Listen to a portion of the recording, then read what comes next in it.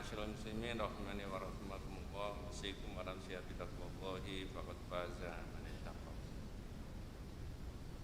Ibu bapak-bapak para jamaah rahimakumullah.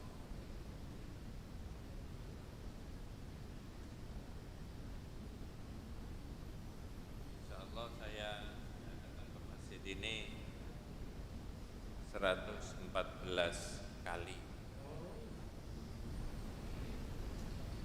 Jadi yang pertama tanggal 4 bulan 7 2011 dan yang terakhir tanggal 2 bulan 3 2020. 1 tahun dengan sekarang. Ada banyak yang sudah dibahas berkaitan dengan makna dua kalimat syahadat itu. Kalau syahadat tentang Allah, la ma'budu bihaqqin illallah, tidak ada zat yang berhak disembah kecuali Allah saja. Bukan benda, bukan barang, bukan orang, bukan nafsunya orang itu dan siapa-siapa. Tapi syahadat tentang Rasulullah itu ada 5 poin. Ini hampir setiap ngaji dibaleni. Pertama adalah al-imanu bi annahu mursalun min indillah.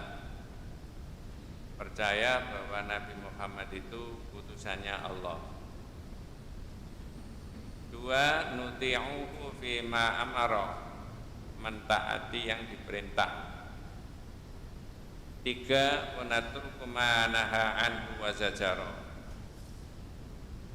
4, nusaddiquhu fi ma akhbara, membenarkan yang dikabarkan oleh Nabi. Yang kelima, wa na'budullaha bima syara'a, beribadah kepada Allah menurut yang disyariatkan. Tadi disebutkan ada 2 yang terpenting, nuti'uhu fi ma amara wa natruku ma naha anhu wa zajar, mengikuti yang diperintahkan dan meninggalkan yang dilarang. Kelihatannya sepele, tapi itu penting buat kita semuanya. Maka dalam kitab yang akan kita pelajari ini judulnya bagian 25, Syurutu Tahqiqin Nasr, halaman 125. Itu kelanjutannya. Syarat-syarat terjadinya pertolongan, turunnya pertolongan yang Allah berikan kepada umat. Bagaimana caranya? Nah, tadi saya sebutkan, nuti'uhu fi ma amara wa natruku ma naha anhu wa zajar, mengikuti polanya Nabi, yang diikuti Nabi diperintahkan, dan meninggalkan yang dilarang. Bab 25 ini, bagian 25 itu menjelaskan tentang nanti yang 26, wa kana haqqan alaina nasrul mu'minin. Allah itu punya kewajiban, Mas. Apa kewajibannya? Menolong orang Islam. Tapi janjinya Allah itu bukan janji-janji tinggal janji. Kita harus merespon menurut yang diajarkan oleh Nabi. Nanti kita baca kitabnya. Zahirnya Nabi itu tidak akan menang kalau tidak ada pertolongan dari siapa? Sekarang tak tanya, 2021 ini kita masih minta pertolongan enggak? Mengharapkan pertolongan dari Allah enggak? Teori ini macam-macam sudah diterapkan semuanya, tinggal satu. Maka pedomani kitab ini, bagaimana caranya umat Islam dapat pertolongan dari Allah. Makanya di bagian awal, innal qari li sirati Rasulillah wa jihadihi yara al-marakhil at-taliyah. Kalau orang mau mempelajari riwayat hidupnya Nabi, periodisasinya Nabi, itu ada macam-macam periode. Makanya kita mengikuti itu nanti. Kalau periodenya jenengan, periode saya itu kan main-main, sekolah, kuliah, kerja. Habis periode kerja kemudian apa? Selesai pensiun. Nunggu apa? Hah? Nah, itu. Terus diisi apa itu? Nabi diisi dengan ini. Apa marahil tadi? Marhalahnya Rasulullah tadi, periodisasinya Nabi.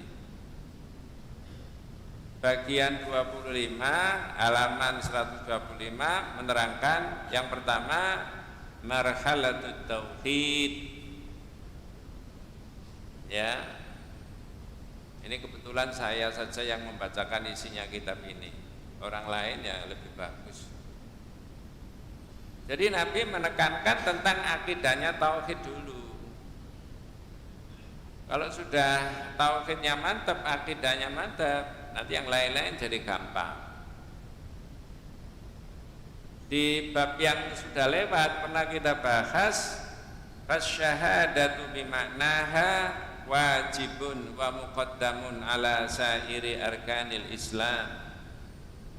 Syahadat dengan maknanya itu hukumnya wajib dan harus didahulukan di atas seluruh rukun Islam. Syahadat dengan maknanya.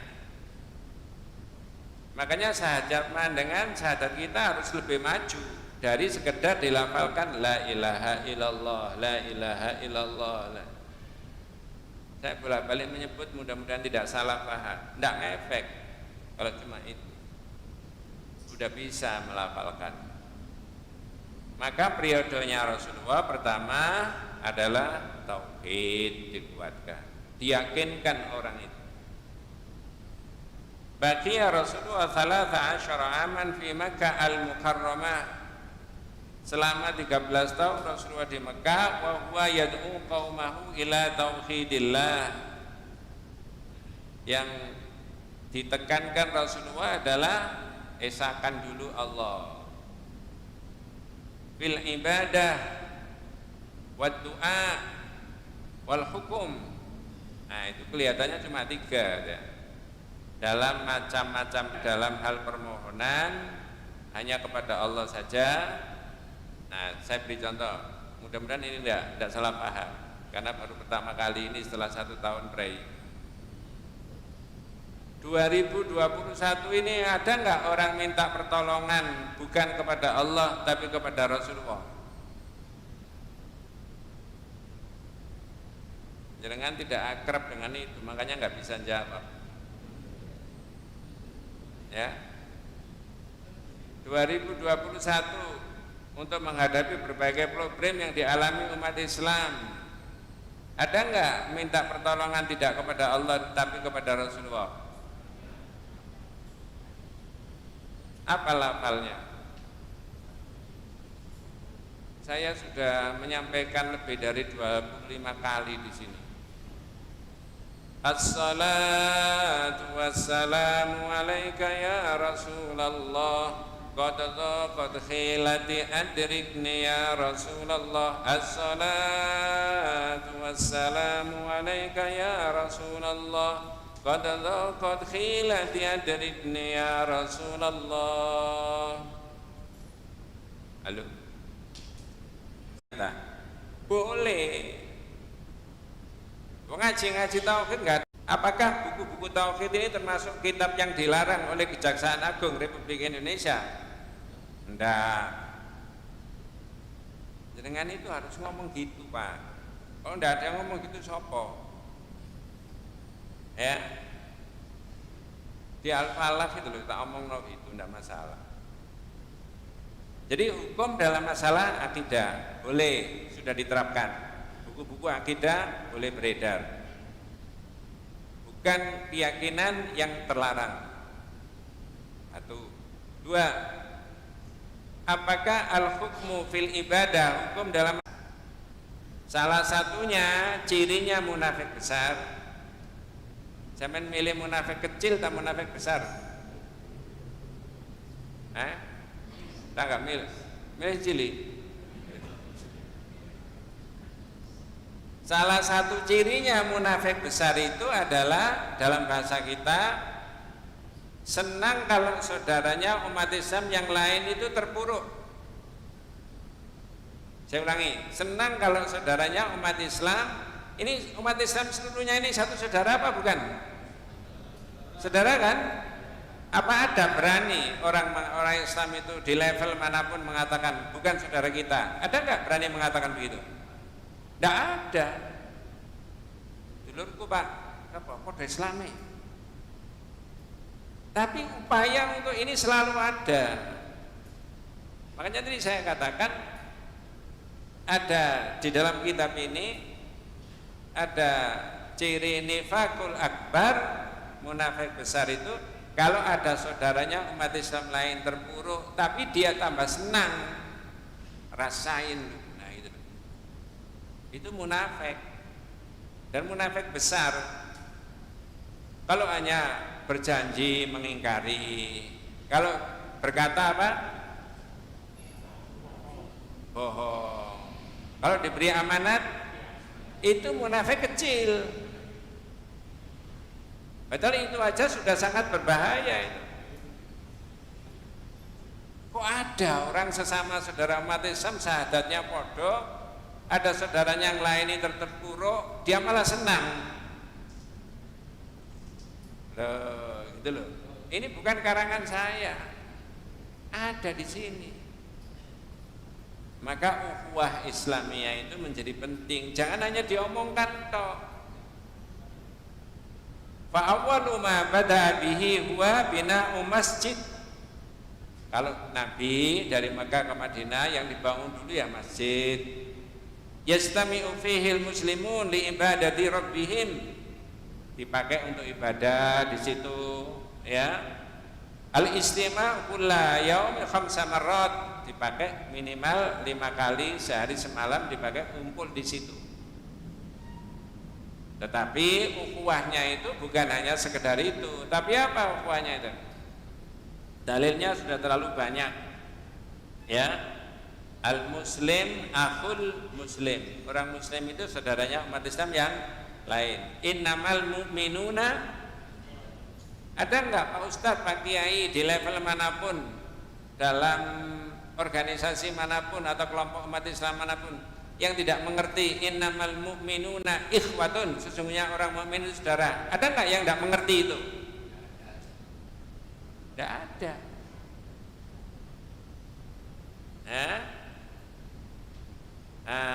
Jadi ukhuwah itu penting. Mohon maaf kalau ada yang berbeda pendapat, saya menghargai. Saya menerangkan tauhid ini Pak,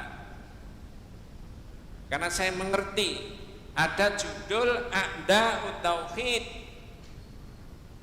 A'da'ut Tauhid itu musuh-musuhnya tauhid. Itu nas Al-Quran bahwa Nabi itu dimusuhi karena Nabi mendakwakan tauhid. Ilustrasinya begini, 0 tahun usianya Rasulullah sampai usia 39 ini oleh masyarakatnya dianggap orang baik, orang jujur. Siapa itu? Muhammad. Oh, arek itu jujur, baik. Bapaknya jenenge siapa? Meninggal, Abdullah jenenge. Itu kalau pakai bahasa kita. Tapi begitu usia 40 tahun diangkat jadi nabi, mendakwakan tauhid, masih dianggap orang baik? Halo? Enggak. Dianggap apa? Majnun. Apa majnun? Kahin, dukun, sahir, tukang sihir, syair, sastrawan. Berarti siapa yang menelusuri jejaknya Nabi, ya, itu dimusuhi. Lah yang memusuhi tauhid ini semakin dikembangkan.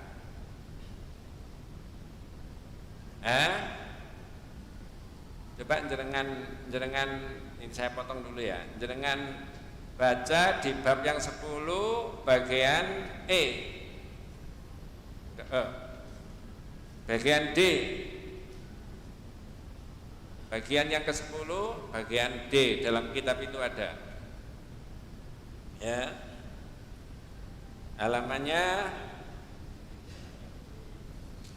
Halaman berapa itu, Pak? Nggih. Yang 49. A'da'ut tauhid.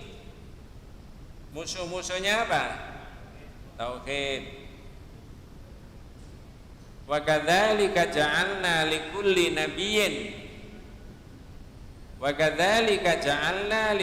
nabiyyin aduwan. Kami jadikan pada tiap-tiap nabi itu ada musuh. Ngapain nabi kok dimusuhi itu loh, ngapain? Ya itu tadi loh, menerangkan apa? Tauhid, mengajak pada Allah saja. Kalau hanya sosial, kalau hanya sekedar hubungan manusia, kemanusiaan, kalau hanya sekedar mengajak lingkungan yang baik dan bersih, andai kata Nabi itu cuma mengajak begitu, tidak dimusuhi.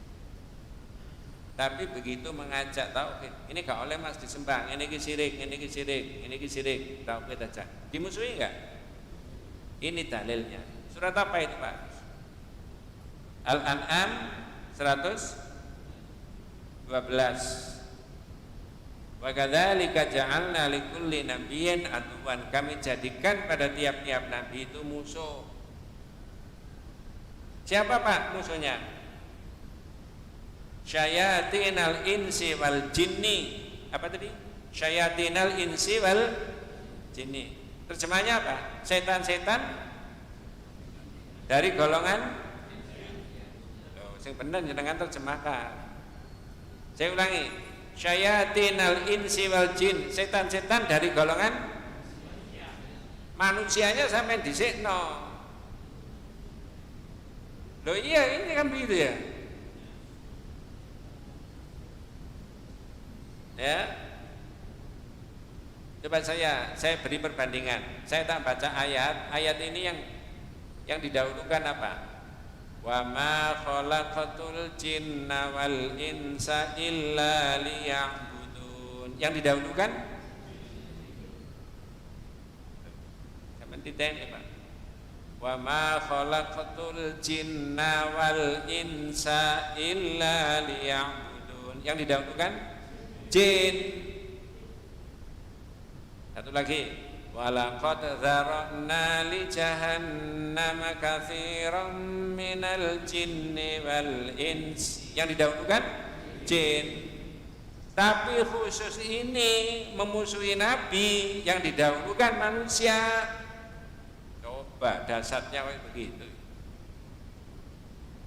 Dan kami jadikan pada tiap-tiap nabi itu musuh. Mengapa kok Nabi dimusuhi? Karena Nabi mengajarkan akidah, tauhid. Apa musuhnya? Syayatinal insi, setan-setan dari golongan manusia, wal jin. Yang tidak boleh itu jenengan itu di sini mikir, oh nek ngono tonggoku iku, lah itu yang tidak boleh. Jangan, tidak boleh Pak. Orang mukmin itu saudara, tapi ingat, setiap siapa saja yang mendakwakan akidah yang baik pasti dimusuhi. Ya, modusnya bagaimana? Yuhi ba'dhum ila ba'din, membisikkan satu dengan yang lain, membisik-bisikkan dari mulut ke telinga. Ya. Apa yang dibisikkan? Zukhrufal qauli ghurura. Ucapan yang menipu. Ya. Jadi modusnya begitu. Nah, oleh karena itulah maka Nabi bahasanya juga baik. Karena sudah ngerti akan dimusuhi. Nah, ini mohon maaf saya nggak bisa dipakai contoh. Saya menerangkan tauhid juga menurut saya menggunakan pakai bahasa-bahasa yang supaya dipahami oleh masyarakat. Kalau ada yang berbeda, saya katakan kalau ada yang berbeda pendapat, saya menghargai perbedaan, tapi mohon izin saya menerangkan isinya kitab ini. Karena saya diberi kesempatan untuk menerangkan ini. Jadi saya ulangi, marhalah yang pertama adalah tauhid, yang kedua adalah ukhuwah. Ini harus dikuatkan. Pak, Bu, apa jenengan itu tidak mendambakan bahwa tokoh-tokoh Islam dari berbagai komponen, dari berbagai kekuatan itu duduk bareng, ngopi bareng-bareng itu. Lalu mereka membahas tentang kekuatan umat Islam ini disalurkan kemana, ekonominya umat Islam, umat kita ini mau dikemanakan, paham politiknya, umat Islam ini mau dikemanakan, budayanya. Apa tidak mendambakan begitu misalkan? Tokoh-tokoh duduk jadi satu bareng begitu, yang Islam jadi satu, kemudian suaranya dijadikan satu dalam bidang ekonomi, dalam bidang sosial, dalam bidang politik. Mari kita satukan, ya. Orang boleh tidak sependapat dengan pikiran kita, tapi ini pikiran tauhid. Kesatuan umat Islam itu bukan hanya simbol aja. Kalau panjenengan tanya standar minimalnya apa? Standar minimalnya ukhuwah, jangan saling mengolok-olok di antara umat Islam. Makanya saya kalau menerangkan ini ada berbeda, silakan. Ya, di tempat yang lain kalau ini jelas miliknya Muhammadiyah. Ada yang tempat lain bukan. Ya. Padahal sudah bolak-balik diterangkan masih enggak angel tuturannya ya wis. Ya. Angel. Ya. Standar minimal jangan mengolok-olok. Ya ayyuhalladzina amanu. Yang dipanggil siapa? La yaskhar qaumun min qaumin. Janganlah satu kelompok umat Islam mengolok-olok kelompok umat Islam yang lain. Meneng, ya guys, ngomong sing apik. Apa alasannya Allah? Asa ayyakunu khairam minhum. Boleh jadi yang diolok-olok lebih baik daripada yang wis meneng. Itu loh. Jadi ukhuwah ini menjadi sangat penting. Kalau jenengan baca di kitab yang lain, yang ditakuti oleh orang-orang yang bukan Islam itu bukan karena pinternya umat Islam. Enggak, saya enggak khawatir umat Islam itu pinter. Apa Pak? Apa yang dikhawatir itu umat Islam itu kaya? Enggak, saya enggak khawatir umat Islam. Silakan umat Islam kaya, silakan umat Islam itu pinter, silakan umat Islam itu membangun ekonomi. Yang saya takutkan itu cuma satu. Apa? Jika umat Islam ini bersatu jadi satu. Betul Pak? Ini loh yang saya takutkan. Kalau umat Islam itu jadi satu. Nah, ini Nabi mengatakan disatukan.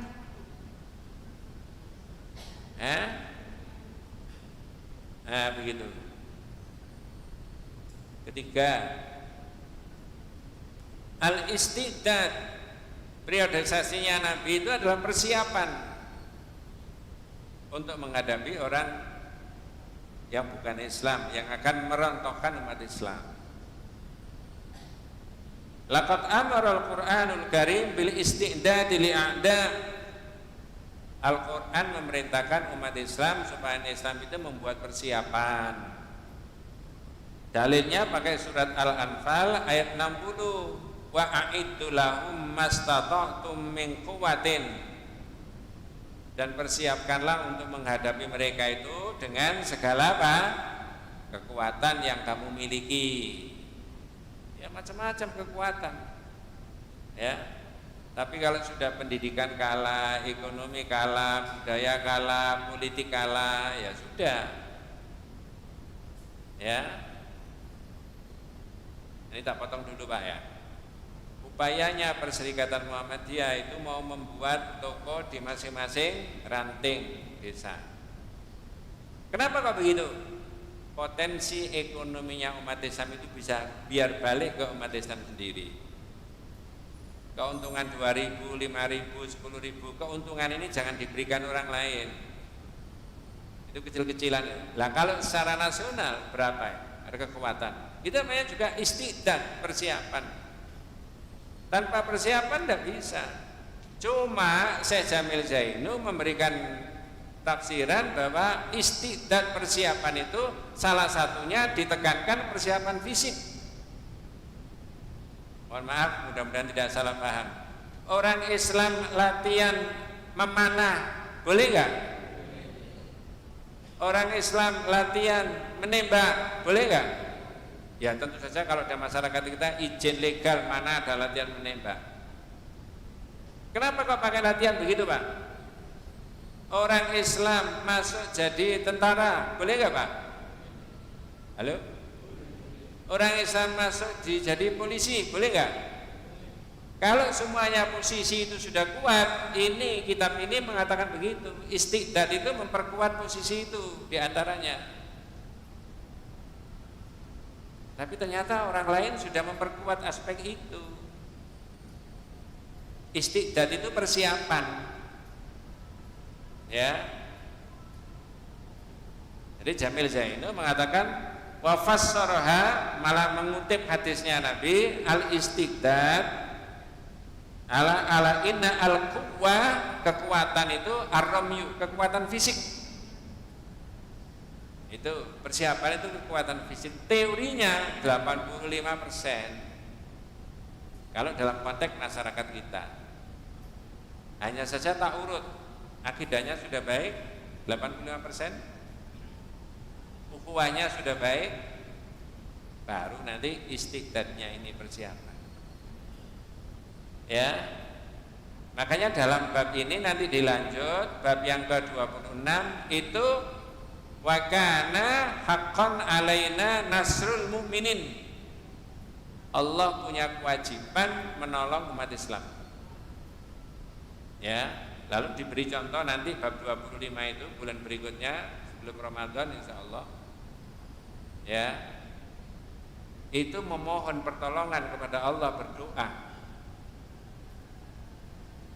Secara teori tidak mungkin bisa menang karena 1:3 kekuatannya itu. 300 umat Islam, 1000 lebih orang kafir.